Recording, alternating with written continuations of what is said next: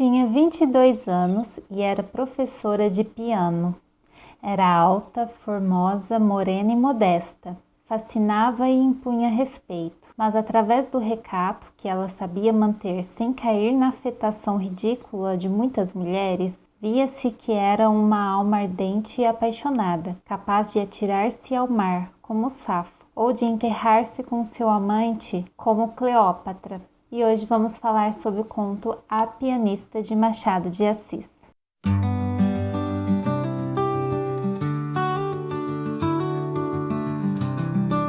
No vídeo em que mostro as minhas leituras de janeiro, comentei que eu li A Pianista de Machado de Assis. Pensando um pouco melhor, eu concluí que este conto merecia um vídeo só para ele. Então hoje vamos falar um pouquinho sobre este conto. Eu gosto muito desse lado romântico do Machado.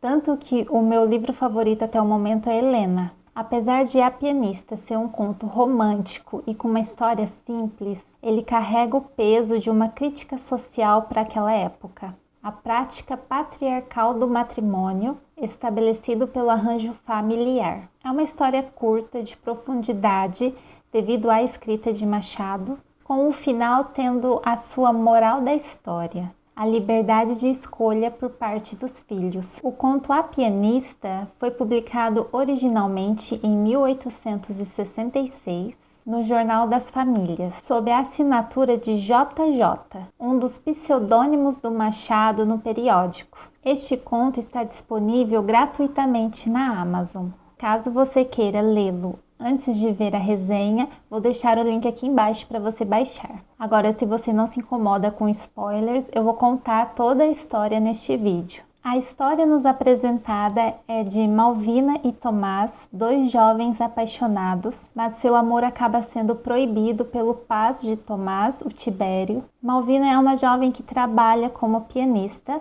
Essa é a forma que ela encontrou de sustentar a si e a sua mãe, já que seu pai faleceu. São duas mulheres pobres e simples. Já a família de Tibério é uma família abastada, uma das mais importantes do Rio de Janeiro. Malvina trabalha na casa de Tomás como professora de piano para sua irmã Elisa.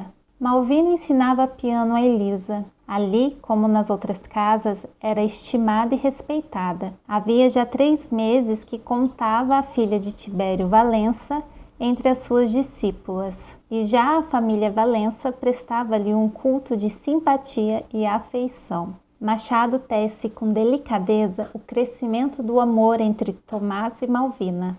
Assistia às lições de piano o filho de Tibério Valença. Da conversa ao namoro, do namoro ao amor decidido, não mediou muito tempo. Um dia, Tomás levantou-se da cama com a convicção de que amava Malvina. Tibério é um homem que dá muito valor ao dinheiro e à origem familiar, o que causa seu desgosto ao ver o filho apaixonado por Malvina. Mas o amor tem o grande inconveniente de não guardar a discrição necessária para que os estranhos não percebam. Quando 2 olhares andam a falar entre si, todo mundo fica aniquilado para os olhos que os desferem. Parece-lhes que têm o direito e a necessidade de viverem de si e por si. Tibério acaba despedindo Malvina e diz ao filho que se ele quiser namorar Malvina, terá que esquecer que um dia teve um pai. Tomás, temendo desagradar o pai e perder o seu amor, aceita se afastar de Malvina. Ambos sofrem com esse distanciamento, mas com medo do filho acabar caindo em tentação, Tibério resolve enviar Tomás para a Bahia, onde ele ficaria afastado da moça pobre e poderia esquecê-la. Tomás resolveu ir despedir-se de Malvina. Seus esforços, porém, foram inúteis. Em casa, sempre lhe diziam que ela tinha saído, e as janelas constantemente fechadas pareciam as portas do túmulo do amor dos dois. Passaram-se alguns meses e Tomás não aguentava mais ficar longe de casa e da amada. Ao saber que sua irmã se casaria, resolveu de última hora voltar ao Rio de Janeiro sem avisar ao pai, já que o pai não lhe deu autorização de ir ao casamento da irmã. E assim que ele chegou ao Rio de Janeiro, ele foi visitar a amada. O encontro foi como deveria ser o de 2 corações que se amam e que tornam a ver-se depois de longa ausência. Pouco disseram, na santa efusão das almas, que falavam em silêncio e se comunicavam por esses meios simpáticos e secretos do amor. Tomás saiu da casa de Malvina decidido a resolver aquela questão. Encontrou-se com o pai e disse que se casaria com Malvina. Ele percebeu que o pai não ficou nem um pouco feliz com a notícia e garantiu que não ajudaria o filho com nenhum centavo. Tomás continuou firme na sua decisão e ele se casa com Malvina. Tomás e Malvina viviam no gozo da mais deliciosa felicidade. Unidos depois de tanto tropeço e hesitação, entraram na estância da bem-aventurança conjugal coroados de mirto e de rosas. Eram moços e ardentes, amavam-se no mesmo grau, tinham chorado saudades e ausências. Todas as luas de mel se parecem, a diferença está na duração. Dizem que a lua de mel não pode ser perpétua, e para desmentir este ponto não tenho o direito da experiência.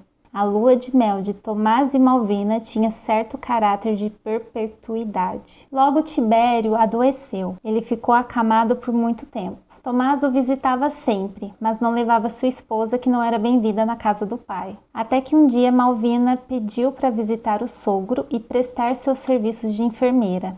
O sogro aceitou. Embora tenha ficado grato pela ajuda de Malvina, Tibério continuou com um sentimento de desprezo pela posição social da nora. No fundo do enfermo agradecido havia o homem calculista, o pai interesseiro, que olhava tudo pelo prisma estreito e falso do interesse e do cálculo.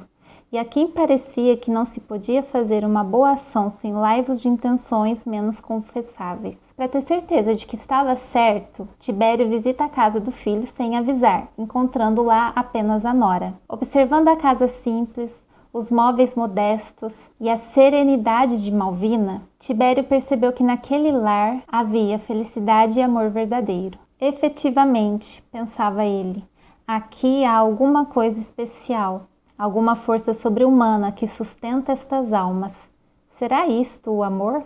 Tibério resolve fazer uma grande festa em sua casa quando Elisa e o marido visitam. E é nesse dia que ele nota a sua crueldade para com o filho e a nora. Decide então ir até a casa deles para convidá-los, colocando de lado seus sentimentos a respeito da posição social de Malvina. Uma espécie de remorso fez-lhe doer a consciência.